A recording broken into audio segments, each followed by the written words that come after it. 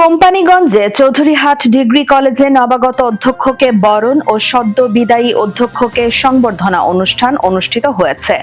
বিকেলে উপজেলার চরপার্বতী ইউনিয়নে অবস্থিত চৌধুরীহাট ডিগ্রি কলেজের অফিস কক্ষে আয়োজিত আলোচনা সভা শেষে নবাগত অধ্যক্ষ মোহাম্মদ শাহ আলমকে বরণ এবং সদ্য বিদায়ী অধ্যক্ষ মোহাম্মদ শেখ সাদিকে সংবর্ধনা দেওয়া হয়েছে।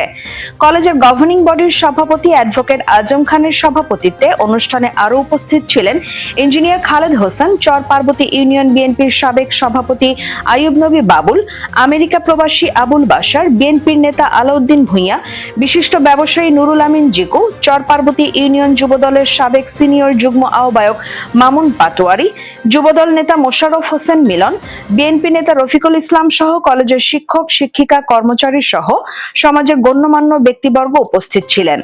অনুষ্ঠানে বিদায়ী অধ্যক্ষ মোহাম্মদ শেখ সাদি বলেন, দীর্ঘ 18 বছর দায়িত্ব পালনের পর বিধিমালা অনুযায়ী যোগ্য ও সিনিয়র ব্যক্তির কাছে দায়িত্ব হস্তান্তর করেছেন।